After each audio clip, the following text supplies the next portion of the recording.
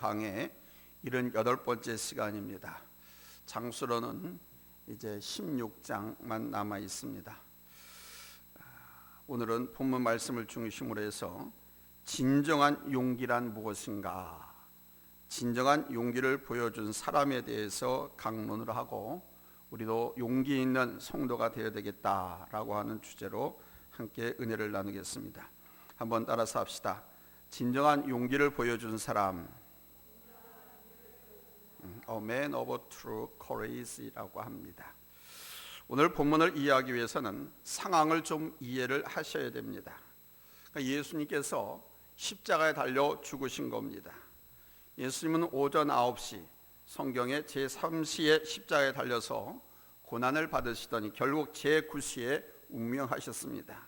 이 제9시는 오늘날 우리들이 사용하는 시간으로 환산하면 오후 3시경입니다.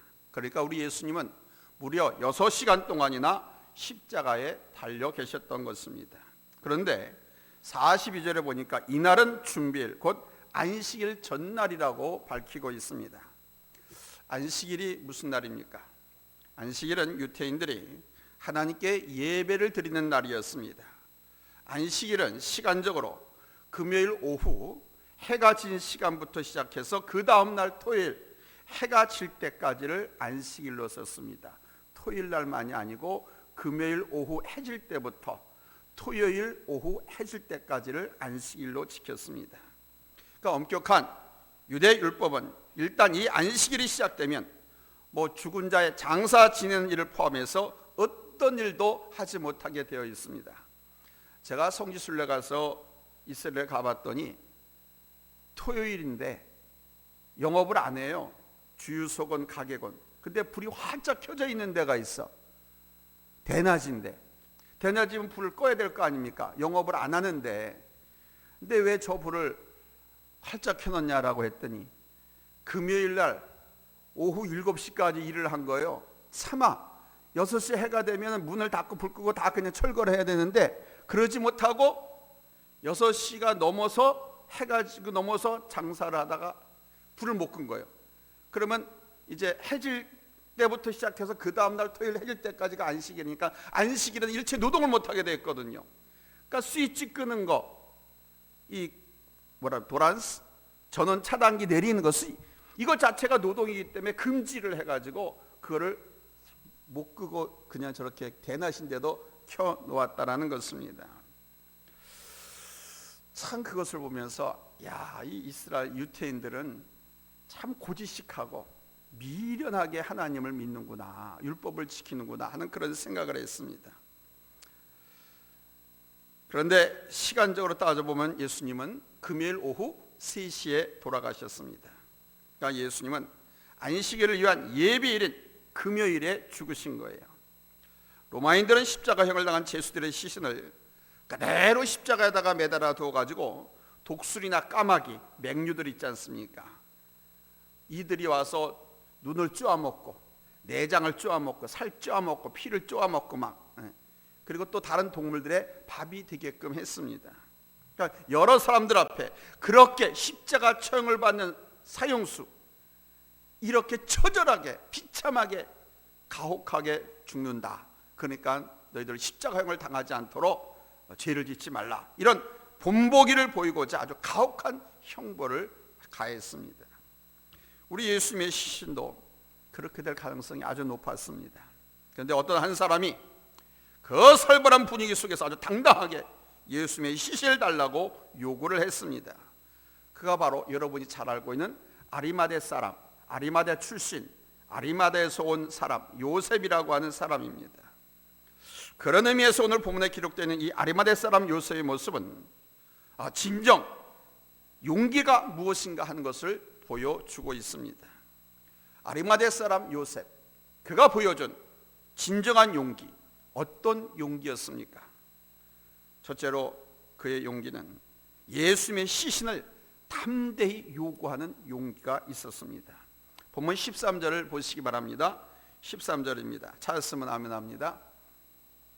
합독하겠습니다. 시작. 이날은 준비일 곧 안식일 전날이므로 저물었을 때에 아리마대 사람 요셉이 와서 당돌이 빌라도에게 들어가 예수의 시체를 달라 하니 이 사람은 존경받는 공회원이요 하나님의 나라를 기다리는 자라. 아멘. 이 아리마대 사람 요셉을 좀 더 정리해 보면 이렇습니다. 그는 아리마대 사람입니다. 저 평택 사람이냐, 안양 사람이냐, 저 서울 은평구 사람이냐, 경기도 광주 사람이냐, 그런 뜻입니다. 아리마대 사람이라고 하는 것은, 아리마대라고 하는 것은 지역입니다. 지역. 그런데 그는 현재 예루살렘에 거주하는 사람이었습니다. 예루살렘 시민이죠. 그는 자신의 장례를 위해서 예루살렘의 무덤을 미리 사두었던 사람이었습니다. 마가복음 15장 43절에 보니까 그는 존경받는 공회원으로 사내들인 공회의 회원이었습니다. 사내들인 공회란 뭐냐면 이스라엘 유대인 최고 통치기구, 권력기관입니다. 우리나라로 이야기하면 저 여의도의 국회 입법부에 해당합니다. 근데 이 사내들인 공회는 입법, 사법, 통치권을 다 갖고 있었습니다. 누가복음 24장 50절에 보니까 요셉은 선하고 의로운 사람이었다 이렇게 밝히고 있습니다. 마가복음 15장 43절에는 그는 하나님의 나라를 기다리는 사람이었습니다. 그런데 그는 부자였습니다. 사내들인 공회에서 그는 예수님을 죽이는 일에 찬성하지 않았던 사람입니다. 요한복음 19장 38절에 보니까 동료 유대인들을 두려워하여 그는 은밀히 예수님을 따랐던 제자였습니다. 그러니까 요셉에게 있어서 그가 눈에 띄게 변화를 보인 것은 예수님의 십자가 사건입니다. 예수님께서 죽기 전까지 그는 은밀히 예수님을 따르던 제자였습니다. 그러나 예수님이 죽으신 지금 그는 더 이상 은밀히 따르는 제자로 남아있지 않았습니다. 그는 예수님의 시신을 위해서 나서는 담대함을 보였습니다. 요셉은 당돌이 빌라도에게 들어가, 빌라도가 누굽니까? 유대 총독입니다. 총독. 로마에서 파송한 총독입니다. 아시는 것처럼 예수님을 십자가에 처형을 선고한 사람입니다. 그에게 가서 예수님의 시신을 달라고 요구를 했습니다. 이 당돌이라고 하는 말은 아주 엄청난 용기 있는 행동을 한 사람을 말합니다. 반면에 빌라도는 유대 민족을 다스리는 총독이었죠. 요셉은 사내들인 공회의 공회원이고 유대 민족의 지도자로서 이 빌라도 총독의 눈치를 살펴야 하는 그런 사람입니다. 그래서 그가 예수님의 시체를 요구하는 것은 정치적으로 오해를 사기에 충분한 그런 상황이죠. 그러나 아리마대 요셉은 그런 오해라든가 어떤 정치적 피해 개의치 않고 예수님의 시체를 달라고 아주 당당하게 요구를 했습니다. 얼마나 놀라운 용기인지 모릅니다.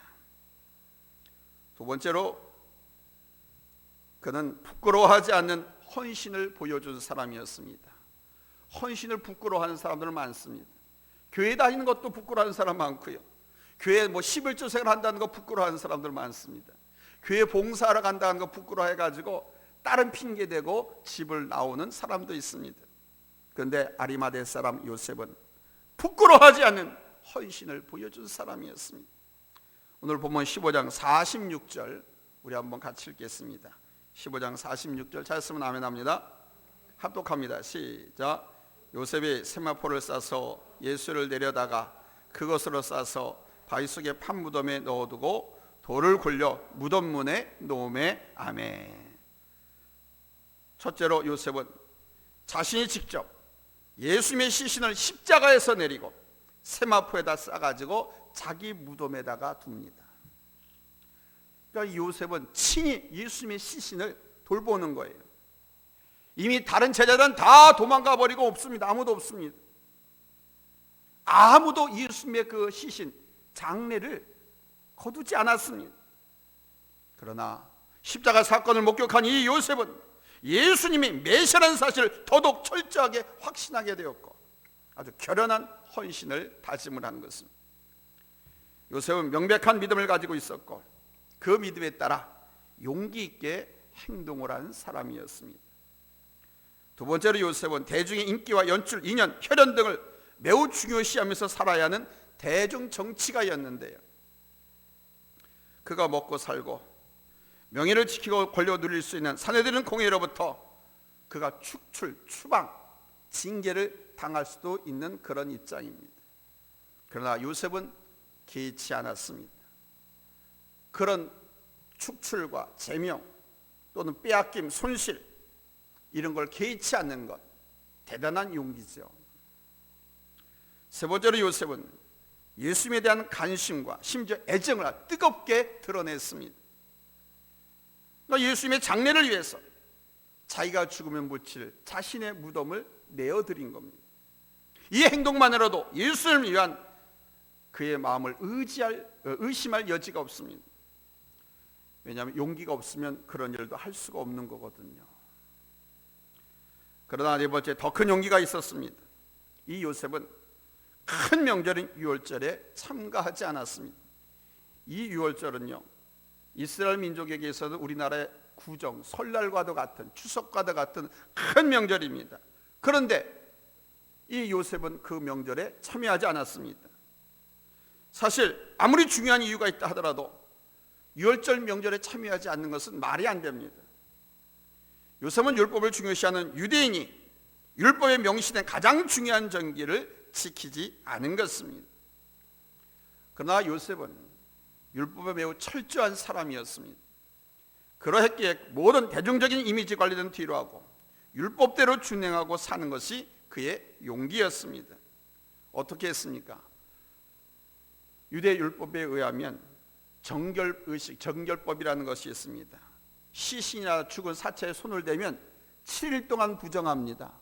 그래서 예배에도 못 나가고 가족하고 같이 어울리지도 못합니다. 공적인 일을 할 수가 없습니다.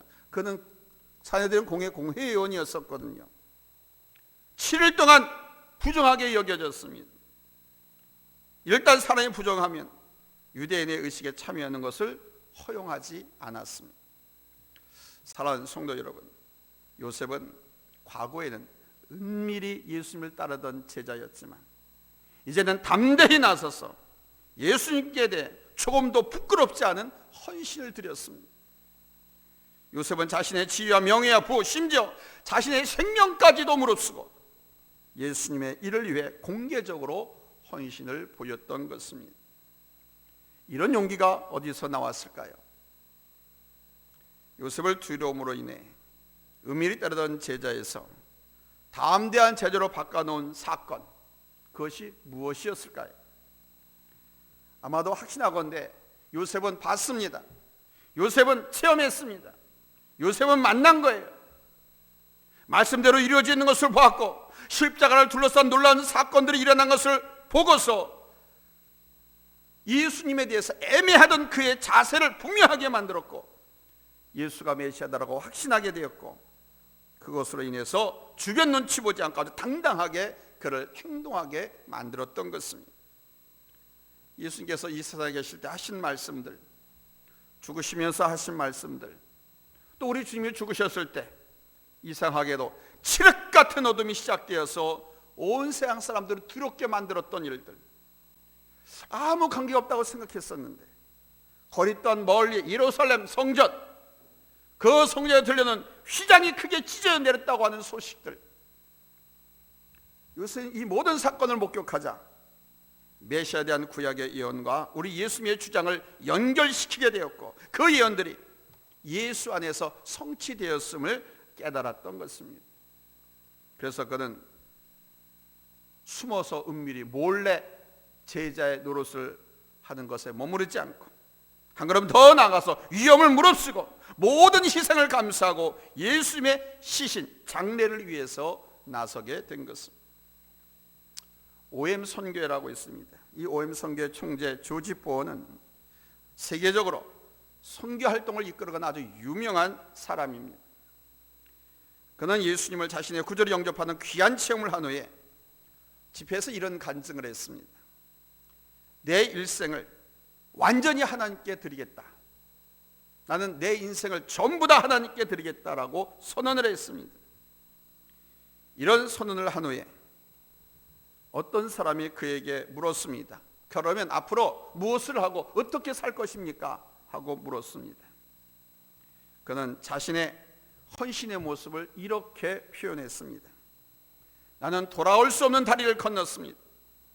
그러기에 이제 뒤를 돌아보지도 않을 것입니다. 오직 주님만을 위해서 전진만 할 것입니다. 그는 자신의 평생을 복음 전도를 위해서 늘 싸우고 달려가는 전투적인 삶을 지금까지도 살고 있습니다.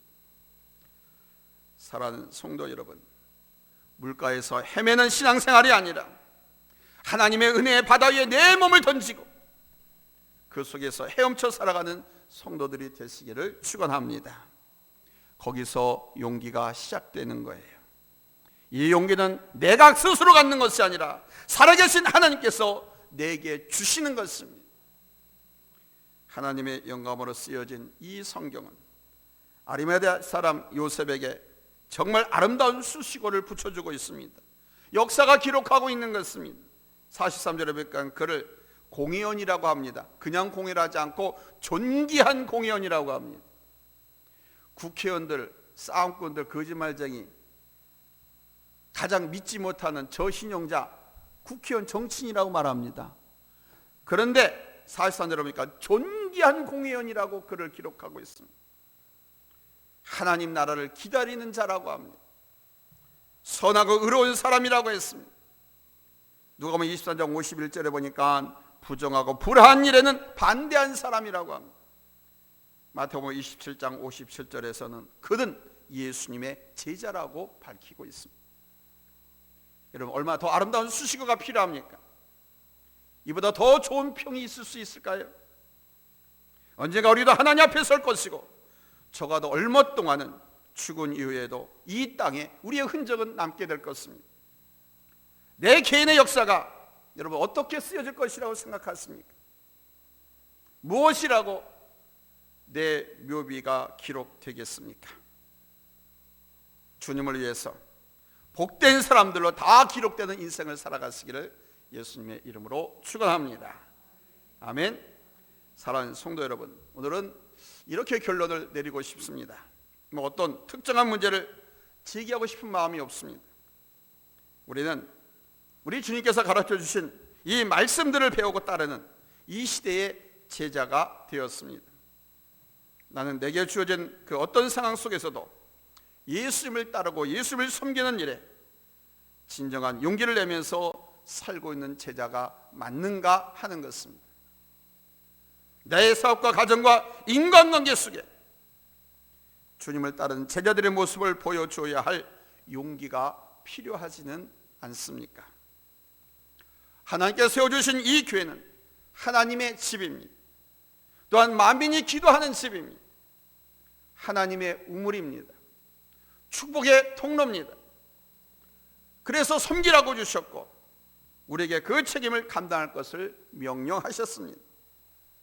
그러나 여러분, 이 재단을 섬기는 일에도 용기가 필요할 때가 있습니다. 우리는 정말 진정한 용기를 갖고 주님을 따르고 섬기는 종입니까? 디모데후서 1장 8절 말씀입니다. 그러므로 너는 내가 우리 주를 증언함과 또는 주를 위하여 갇힌 자 된 나를 부끄러워하지 말고 오직 하나님의 능력을 따라 복음과 함께 고난을 받으라. 교회를 부끄러워하지 마십시오. 예수님을 부끄러워하지 마십시오. 십자가를 부끄러워하지 마십시오. 하나님의 능력을 따라 복음 전파하면서 고생도 하고 수고도 하고 땀도 들고 오해도 받고 핍박도 받고 복음과 함께 그렇게 고난을 받으라고, 부끄러워하지 말고 섬기라고 말씀하고 있습니다. 로마서 1장 16절입니다. 내가 이 복음을 부끄러워하지 아니하노니 이 복음은 모든 믿는 자에게 구원을 주시는 하나님의 능력이 됩니다. 먼저는 유대인에게요 그리고 헬라인에게로다 그랬습니다. 이 말은 가장 먼저 이스라엘 민족을 선민하셨고 그 다음 저 유럽 그리고 이제는 예수를 믿은 우리들을 말합니다. 우리가 복음을 부끄러워할 이유가 없습니다. 예수를 부끄러워할 이유가 없습니다. 십자가를 부끄러워할 이유가 없습니다. 왜 부끄러워합니까? 구원받지 못한 사람들은 미련하고 부끄러워하고 숨깁니다. 그러나 구원받은 우리들은 십자가가 어떤 것인지, 십자가에 어떤 능력이 있는지, 십자가에 우리 하나님의 엄청난 사랑과 은혜가 있다는 것을 우리는 압니다. 그래서 부끄러워할 이유가 없습니다. 부끄러워해서는 안 됩니다. 부끄러워하지 말고 이 십자가가, 이 교회가 내 인생, 내 삶의 능력이요 축복의 바운더리라고 하는 강한 확신을 갖고 여러분 섬기기를 다하고 전하기를 다하고 하나 앞에 기도하고 영광 돌리기를 다하는 우리 주의 귀한 제자들이 다 될 수 있기를 예수님의 이름으로 축원합니다. 할렐루야. 기도하겠습니다.